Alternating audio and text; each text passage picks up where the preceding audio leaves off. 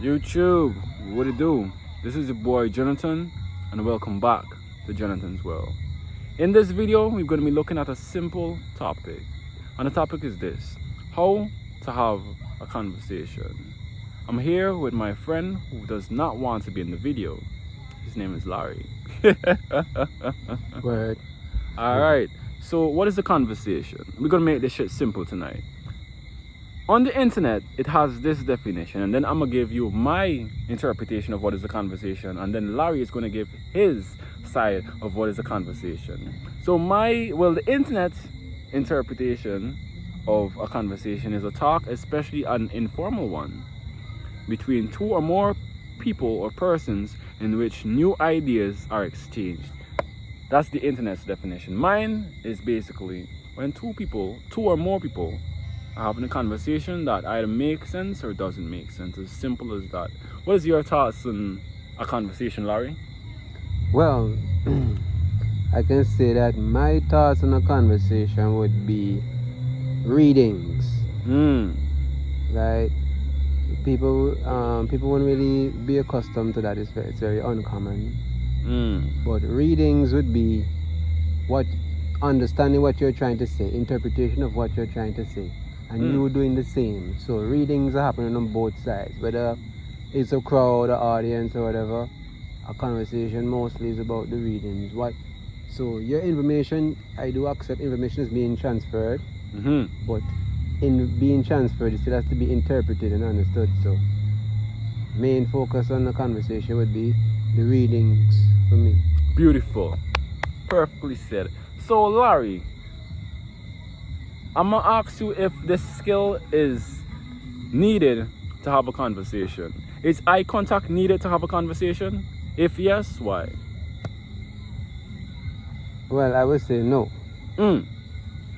Because one, a lot of people, the question, it's a sensitive question if eye contact is needed, but no, we're in a world where not everyone is capable of sight. Not everyone has sight, but they can still communicate to each other. And not only that, Larry, but I love the fact that you state that point. We live in a world where people use phones now. Yes. So eye contact is not 100% needed in that case. Right. But in many cases, to me, eye contact is needed. Because when you look at somebody into the eye, you get to actually see who you're dealing with. The eyes don't ever lie. Right. The eyes don't ever lie. That is true. You know? So, another question, Larry. What about speaking clearly in a conversation? Is that important? Well, yes, because you don't want to be misunderstood in what you're trying to project to the audience or the person who you're referring, you know? Give me one example of not speaking clearly in a conversation. Okay, so an example of not speaking clearly would be like me calling out to you, be like, yo, John, you forgot the stuff, right? Don't forget that stuff, don't forget that. That would be. And then me now, I would be like, what stuff? What stuff are you trying to tell me? But no, and I love the fact that my friend Larry said that. So he was saying, don't forget the stuff, but he was not speaking clearly. So me now, I don't know what is the stuff. Not sure you know definition, right? All right? Yeah. And that's a very beautiful point. And I love that Larry spoke about it. What about this? Appropriate response. Is appropriate response beneficial in a conversation? Appropriate response. Because to me it is. Personally, I think, right, Larry, that let's say you have a conversation, right? And let's say somebody's mother the mother just passed away, the mother just died. Yeah. And you're supposed to be like, that bitch had to die, man. Right. I get you. So that would be not appropriate for that. No, that would not be appropriate, man. Well, I understand what you mean when you ask if the appropriate response is necessary. Yeah. And my answer to that would be yes. Yes. Yes. So let's move on.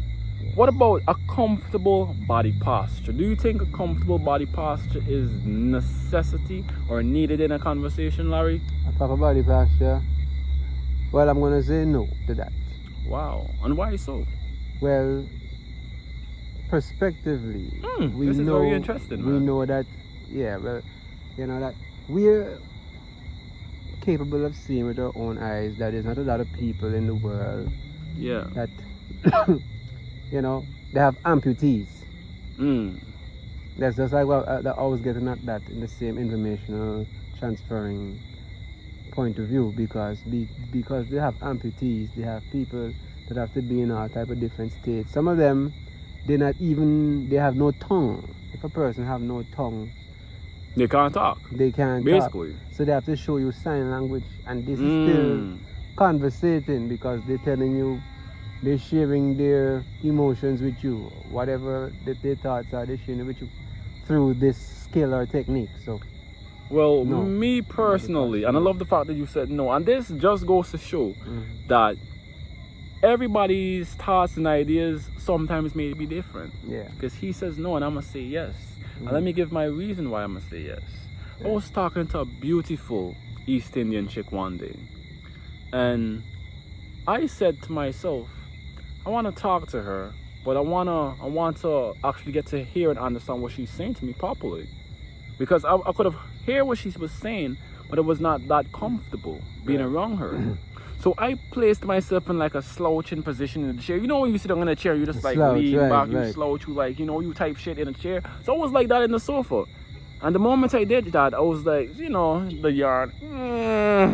And she was like right there, you know what I mean? So like she was sitting down right here next to me, and I was sitting down in the chair. And then I became comfortable. She became comfortable with me. By the time, you know what I mean, we're talking comfortable and getting to actually understand the information that is being passed on from her to me. Right. So let's go to another point. And it's adding substance to conversation. Larry, I know you're going to love this one, Larry. What are your thoughts about adding substance to conversation, Larry? Is it necessary? Is it a necessity? Or not? Adding substance to a conversation.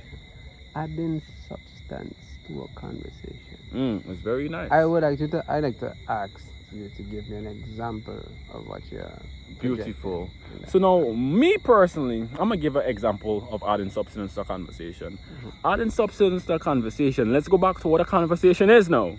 A conversation is a talk, especially an informal one. Substance could basically mean informal. Basically informing somebody of what's going on.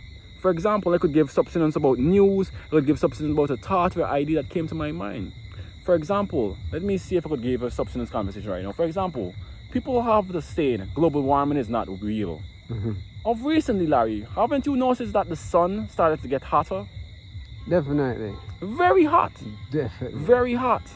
Global So warming people like to is say that global warming is a myth and that is not real. But I'm gonna say right now, global warming is real. Because we're seeing the climate change. You can't be a blind eye. And that's basically me adding substance to conversation, because now you know that global warming is real. As simple as that. Moving on. What about this, Larry? Maintenance of a conversation. Do you believe that is a necessity when communicating effectively with someone? Maintaining a conversation? Maintaining a conversation. Well, I wouldn't use that terminology to say, because a conversation is a conversation. Yeah. If you're saying we have to maintain the link of the conversation or maintain the conversation, right? That's what we're talking. But maintaining a conversation is that's the whole purpose of the conversation, having the conversation, right? Yeah. But I'm saying that it wouldn't be that maintain the conversation is the job I'm trying to do, the task. To have a proper conversation, what I need to do is maintain the intention of the conversation. Because that's wow. Listen to Larry, man. As long as we have an intent, we're going to have a specific time duration of that conversation. Once we are considerate of what we have to do afterwards or onwards, We'll Yeah. have the conversation. What items to be proposed will be proposed. What to be left out will be left out, and we will move on because it's intentional. It's not. I love that. Yeah. I'm gonna say this. Maintaining a conversation. I like what Larry said. Me personally though, I'm gonna say this. When it comes to maintaining a conversation, it depends. When you're having a intellectual conversation, a conversation that could benefit you, you maintain it. Whereas it's basically you added more information that is necessary into the conversation. But if the conversation doesn't make sense, it's, for example, me and Larry talking about a goddamn pen. What? Larry, does that make sense, Larry? Nope. That does not make sense. For example, me and Larry talking about a tomato. How is that going to benefit us? So people like to talk about bullshit. Me personally can't do that. Small talk is fun, small talk is nice, small talk is cool. Small talk sometimes is used to be a deep conversation. Because sometimes small talk is like an icebreaker. But sometimes people like to stick on small talks. So I'm gonna say this, if it's a beneficial conversation, you maintain that shit by adding more substance to the conversation. If it's not, and it's just a waste of a conversation, you say fuck up. And you just call today and walk away. Moving on. Appropriate smiling. What are your thoughts on appropriate smiling, Larry? You're a guy, you're very handsome. You like to smile, Larry. You like to smile. I mean, I'm handsome too, man. We two handsome motherfuckers, man. We love to smile. You know what I mean? Yeah, respect to Yeah. that. Well, what I can say about that is, I mean, appropriate smiling, yeah, well, I wouldn't say it's necessary because when, see like how the two of us be men, Yes. and we don't want to be seen to, you know what I mean, to threats or, you know what I mean, thugs or anything like that, or people that would want to try and offend our personalities as a always smiling. So it's a thing where it has to be managed. Time and place. Yeah. I like that. Time and place. I'm gonna say Absolutely. this too. Speaking about time and place, the best time when to smile is when you're meeting somebody for the first time. When it comes to like a female, you can always a little smile here and there, you know what I mean? Makes you feel a little bit comfortable. But just imagine you going up to a chick like this. Does that make sense? It's like you're a shark and you're going up to the prey showing all your teeth. That makes no sense, man. So every now and again you smile, you know. Guests, let's say you're dealing with clients, you smile, you greet your clients. You know, you give them this nice, warm, welcoming feeling. Yeah. You know what I mean? Yeah. But if you're going around with a lot of men, you should be serious as a male. You should be like this. What's up, man? Right. So yeah, time and place. Just like you said. Yeah, just like we said, respectively. time and place. Yeah, So moving so- on, and we're almost finished with this little bit of topic on conversation, which has been going very smoothly, surprisingly. This has been very great. No distractions. We haven't had no dog come and jump or no cat jump into the camera. This has been great, man. So this is not a nice topic. This is tone of voice. Does that matter Tone of voice. in a conversation? Well, right, yeah, so it's another aspect that has to be managed as well because Time and place. time and place. Because one, depending on the type of information, remember who you're relating to with the conversation is not about the scope of people to be hearing. It's just this direct person. So Yeah. controlling your voice is a matter of consideration. This is my take on when it comes to tone of your vocal cords, tone of voice, right? Me personally, I love the time and place. Yes. How would you look going into a library? Everybody's in the library whispering and reading a book. You're like this. Turn to page 24. And then you're in like, ha ha ha ha ha. making a set of knives in the library. No, you're gonna get kicked out. Respect. You know what I mean? You're gonna get kicked out. Mm-hmm. For example, another example. When you have to get loud, you get loud. For example, let's say somebody's disrespecting you and they just don't understand. You have to raise your voice and say, hey, calm down. Calm down. You have to. Because that's the only way sometimes people get the point. Right. Get what you're trying to express. Exactly. I love that Larry said that. Yeah. So now we're moving on, Larry. And we're almost finished with the conversation topic. We're almost finished. So, does appropriate gestures matter in a conversation, Larry? Let's hear your take on this. Appropriate gestures. Appropriate gestures. Well, if it is necessary, yes. Yes. I love that I love the fact that we could pick the same thing, Larry, because I was saying yes too. Yeah, I was saying yes too. And this is the reason why. This is my reason why I say what I said. So let's say, for example, somebody is, crying. Yeah. And you're showing them the middle finger. It's like you're saying, fuck you. You can't be doing that. Exactly. No. You can't be doing that. You want to have the productive gesture. But, for example, let's say the person is crying and you show them, like, signs of sympathy. Like you're sympathetic. You show them signs like you're sad. You're like, oh, and you reduce, and it goes back to tone of voice. You reduce your voice and you're like, well, I didn't know. I really feel sorry for your loss, man. I didn't know your grandmother died. And then you rub them on the back. If it's a female, you pull your hair behind your ears.